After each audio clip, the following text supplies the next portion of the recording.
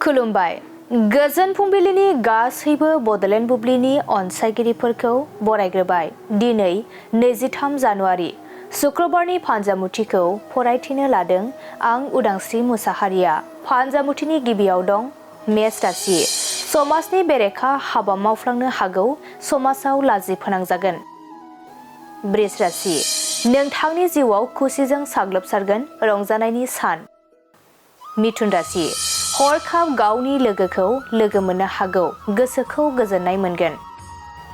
कर्क राशि। बिसि फिसायनि गेजेराव गोरोन्थि बुजिलायनाय सोमजिनो हागौ, दावराव दावसि सोमजिगोन। सिंह राशि। गावनि मावनो लानाय हाबायाव हेंथा सोमजिनो हागौ, गाज्रि सान। कन्या राशि। आखायाव रांखावरि फैगोन, जेखि हाबा मावा मुलाम्फा जागोन। तुला राशि।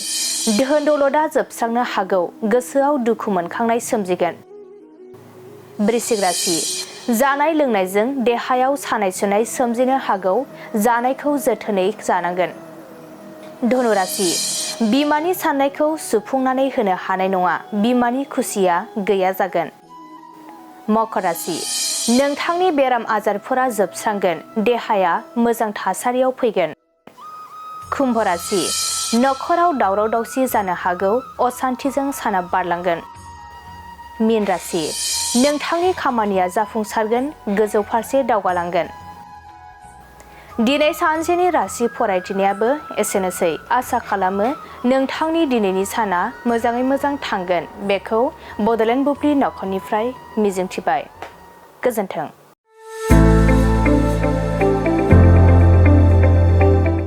गोजोनथाव खौरां। क'क्राझार सहरनि साखाथियाव थानाय तितागुरि मानास पाब्लिक स्कुला लानानै फैदों गोजोनथाव खौरां।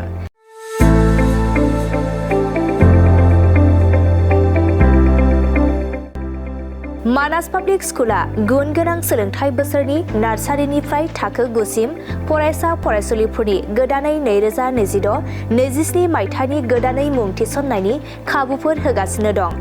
गुन गोनां सोलोंथाइ होनायजों लोगोसे तितागुरि मानास पाब्लिक स्कुलाव basic computer education, English speaking environment आरो मोजां सोलोंथाइ गोनां फोरोंगिरिफोर दं।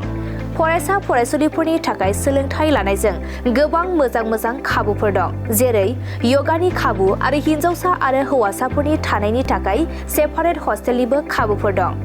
नोंथाङा आबुङै मिथिबावनो थाखाय थोंजोङै नैबे 60008532886000489621 आरो 9101008849 जानबुं नम्बराव खौरां लाहरनो हागोन।